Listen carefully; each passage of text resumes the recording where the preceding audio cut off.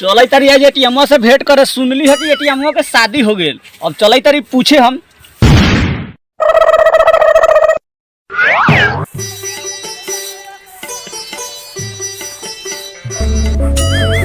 हो राम खिलावन चा, हो राम खिलावन चा।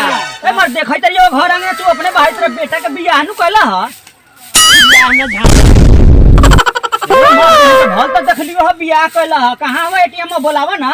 उ साला घरे में होई, घर में से निकलई त रे एटीएम, एटीएम रे कौन साला भोरे ए साला हम तो हर लंगौटिया यार। अच्छा यार साहेब, अरे साला तोरा शरम शिकायत लागत हो कि ना?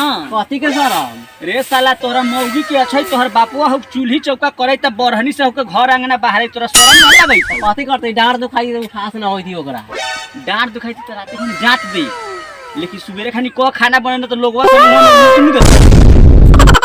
रे साला एटीएम चल ना बाहर कहीं घूमे, मौगा लेखन कथी घर में घुसिया रहल।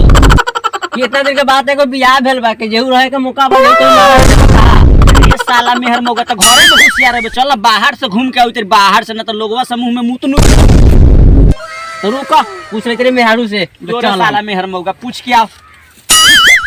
घर बन कही तो चल आबो घरों में। हां साले जा मौगी के बुला रे एटीएम। अरे साला जल्दी निकल ना, कितना घर में टाइम लगौले बड़। निकल जल्दी। आओ तारी आ जल्दी आ साला हनी आ गेली। चल जल्दी चल। एगो मलहम ले एगो मेहरारू कहला कथी के रे? डांड दुखाई त साला डांड दुखाई तो रात के हाथे से जात दिए चल रे साला जल्दी चल।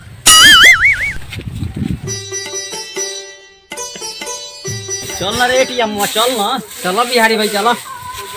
रे साला एगो बात जानले हो ना बिहारी भाई? ना जानले ना। अरे जौन साला बेइज्जती रहल बेइज्जती लामा का आ गोल नाम का गोल का कथी साला देखी जाके हो।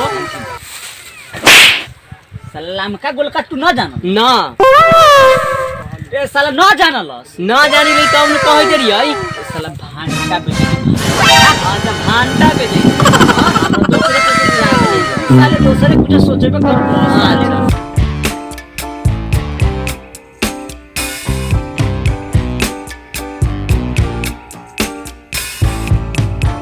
चल ओ बिहारी भाई कथी हो रे? बेइज्जतिया त अपन काम तो चालू कइए लेलक। हां हमनियो कुछो करे के होई। हां करे को होता ना करबे त लाल के ऊपर हो जाबे।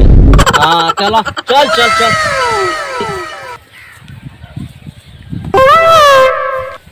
रेटिया में कहाँ जाते रे? ले बोलावे बाजार में कथी करे? बेइज्जतिया सब्जी बेचैता के के लग मलदिल पर। तू कहाँ रहले? दिखाइए ना देत रहले।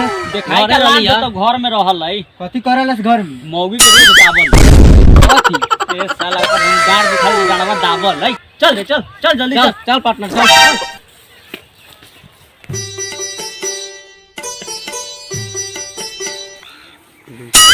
अरे बेइज्जतिया हां सुन लियो हो कि बड़ा लंबा का बेचता। कथी हो? ए साला बैगन ना बेची तरह तू? हां बेचे वही भांटा बेचे भांटा। हां तो उहन कहले भांटा बेची करे। कारे साला टिया मुआ कथी हो रे? सुने में आला साला तू का तो बियाह को ले ले बाहर में। हां कॉल ले लियो बियाह बाहर में। साला तू बियाह का घर में कौन लीला रचले बारे तू? हां देख लियो तोरा बापू के अपने से झाड़ू बढ़नी मारित रहो चुलिया में ना। सारी लड़की तो ना करे तो बाबू ना मताई ना कर।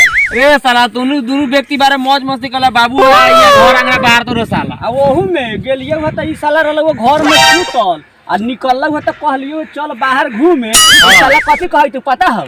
कादनी एगो मॉल हम ले तोरा मॉल हम कभी डांड दुखाई थी। डांड दुखाई हाँ। घर बियाह के गले भले का डांड दुखाए लगले। हां कहलिए साला कि राती खाली जात सुबेरे खाली खाना बना ए साला हम मरम थोरे। हां मौगी के डांड दुखाई। साला कथी मेलोगा? ये ठंडा ही लगाई। ए बेचतिया भाई, ए बेचतिया भाई, ए बेचतिया। कथी रो? ए दिन भर मौगिया ने सटी आए, कोई बेच ना जाबे। चल साला